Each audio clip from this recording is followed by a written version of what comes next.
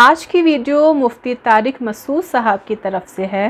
انہوں نے کرارا جواب دیا ہے ایکس مسلم ساحل ایتھسٹ کو۔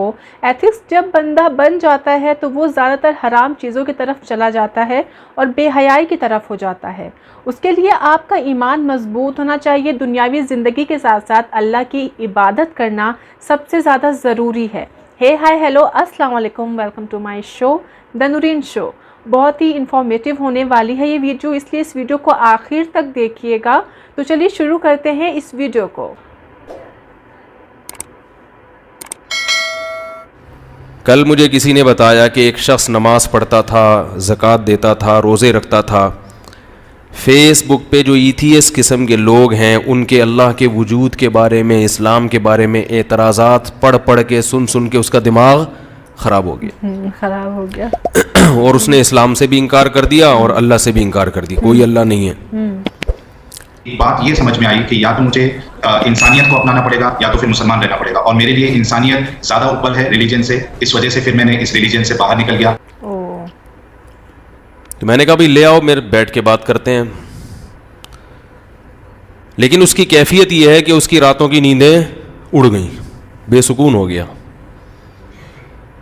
یہ بات خوب اچھی طرح سمجھیں کہ یہ جو علماء کہتے ہیں نا کہ اہل حق کو سنو، بعض لوگ ہمیں اس پہ اندھی تقلید کا تانا دیتے ہیں، اندھی تقلید کا تانا دیتے ہیں کہ دیکھو یہ تو اپنے علاوہ کسی اور کو سنوانا چاہتے ہی نہیں ہے۔ آپ نے دیکھا ہوگا اکثر لوگ جو ضرورت سے زیادہ لبرل ہے وہ کہتے ہیں سنو سب کو، کہتے ہیں نا سنو سب کو، پھر خود فیصلہ کرو کہ کون صحیح ہے اور کون غلط ہے۔ کل میں نے کسی ایسے شخص کا کلپ دیکھا جو یہ کہہ رہا تھا کہ سب کو سنو، وہ ہے مسلمان جو یہ دعویٰ کر رہا تھا، ہر قسم کے علماء کو سنو، خود فیصلہ کرو۔ لیکن یہ جو لوگ ہوتے ہیں نا جو اس طرح کی باتیں کرتے ہیں، ان کی اپنی باتوں میں تضاد ہوتا ہے۔ میں نے کہا میں اس کے پاس اچھا اس نے یہ بھی کہا جو بعض لوگ کہتے ہیں کہ بھائی فلاں قسم کے علماء کو سنو باقیوں کو نہ سنو، تو یہ اصل میں مقلد ہیں، اندھے، یہ چاہتے ہیں اپنی دکانیں بنانا، یہ چاہتے ہیں کہ بس ان کی دکانیں چلتی رہیں۔ تو وہ ذرا لبرل بنتے ہوئے کہتے ہیں سب کو سنو۔ تو وہ چونکہ مسلمان تھے تو میرا خیال ہوا کہ میں ان سے کہوں، ملاقات ہوئی تو کبھی کہوں گا کہ پھر قادیانیوں کو بھی سنو۔ کیا خیال ہے بھائی؟ آپ جو یہ کہتے ہیں کہ سب کو سنو تو پھر قادیانی کو بھی تو سنو نا کہ وہ کیا کہتا ہے۔ یہاں جو لوگ جتنے بیٹھے ہوئے ہیں ان میں 99% وہ ہوں گے جنہوں نے قادیانیوں کی تقریریں نہیں سنی ہوں گی۔ پھر مزید آگے چل کے ایتھیس لوگوں کی بھی سنو کہ وہ کیا کہتے ہیں۔ کیا خیال ہے بھائی؟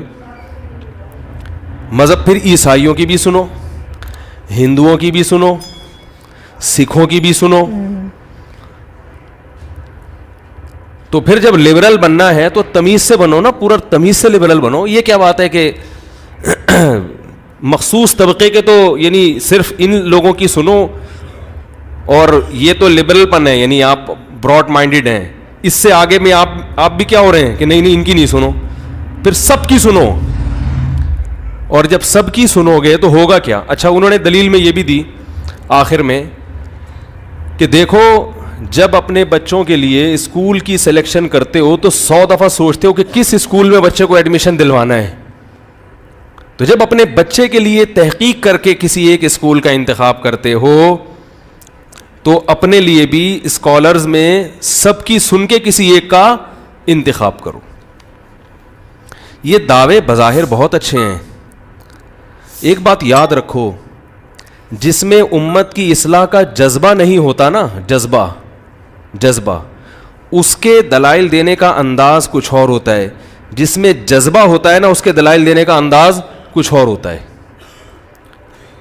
میرا خیال ہوا کہ میں انصاف سے کہوں کہ یہ جو آپ نے کہا کہ اپنے بچے کے لیے آپ درجنوں اسکولوں میں سے ایک کی سلیکشن کرتے ہو، تو یہ بھی تو اب بچے کو اپنی اندھی تقلید کروا رہے ہو۔ جس کی سلیکشن آپ کرتے ہو بچے کو اس میں ایڈمیشن، آپ کو چاہیے کہ بچے کو اختیار دو کہ بیٹا آپ درجنوں اسکولوں میں سے جو تمہاری سمجھ میں آئے اس میں ایڈمیشن لو۔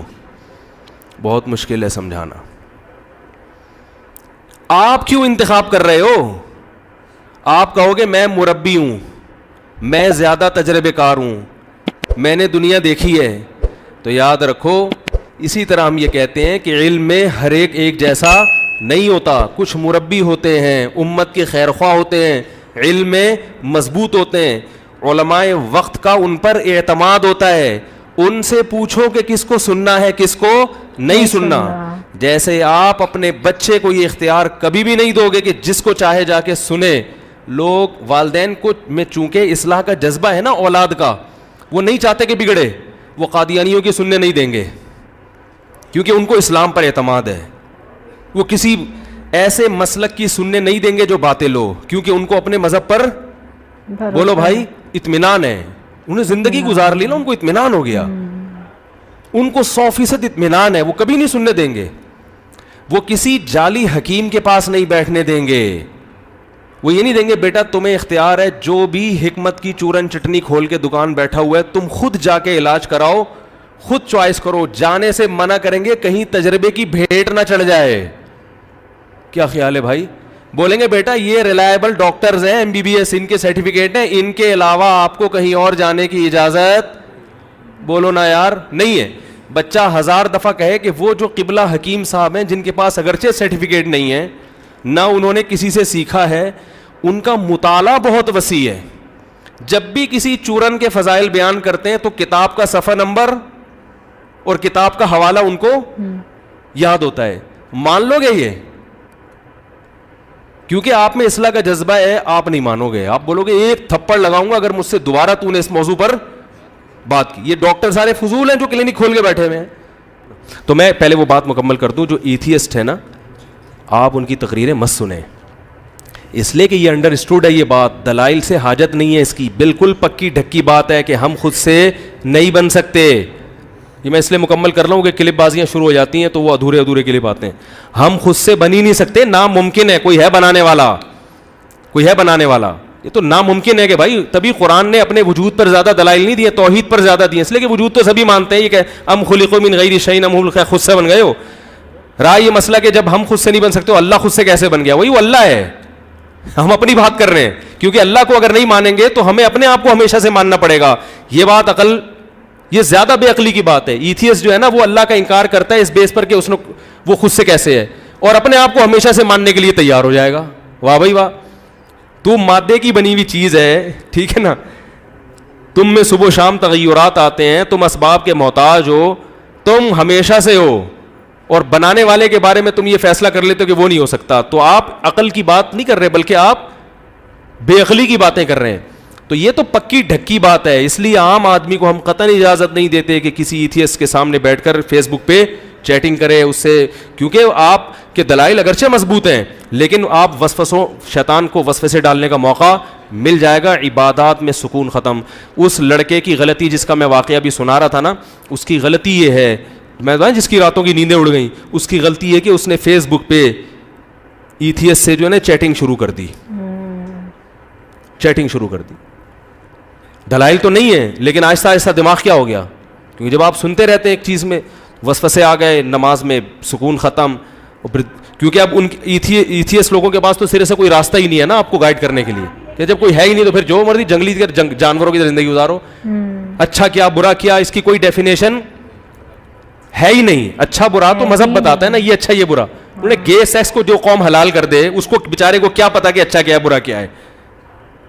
جو لڑکوں سے لڑکوں کی بدفعلی کو نہ برا کہہ سکیں, کوئی دلیل ہی نہ ان کے پاس, تو وہ کیسے آپ کو گائیڈ کریں گے اچھا کیا ہے اور برا کیا, جن کو یہ پتہ ہی نہیں کہ کھانا کیا ہے پینا کیا ہے. عقلی دلائل پر اگر آپ چلو گے نا مذہب کی گائیڈنس کے بغیر, تو پھر آپ ہر طاقتور کمزور کو دبائے گا. وہ کہے گا جب سمندر میں بڑی مچھلی چھوٹی مچھلی کو جان سے مار دیتی ہے تو میں علاقے کا کونسلر ہوں, میں اگر جو ہے نا وہ زمینوں پہ قبضہ کر لوں طاقتور بن کے اور میں اس کو پیسوں کی خاطر جان سے مار دوں تو کیا ہے؟ فطرت کو تو یہ قانون ہے. جنگل میں شیر کیا کرتا ہے؟ حکومت کرتا ہے. تو ان کے پاس کوئی راستہ ہی نہیں ہے سرے سے, لہذا ان کی زندگیوں میں سکون نہیں ہوتا. تو وہ لڑکا بیچارہ ایتھیسٹ ہو گیا اور اب کہہ رہے کہ میں زندگی سے سکون کیا ہو گیا ہے, ختم. تو یہ نہ ان لوگوں سے الجھیں آپ لوگ. اللہ نے ایمان کی نعمت دی ہے, اس کی قدر کرو.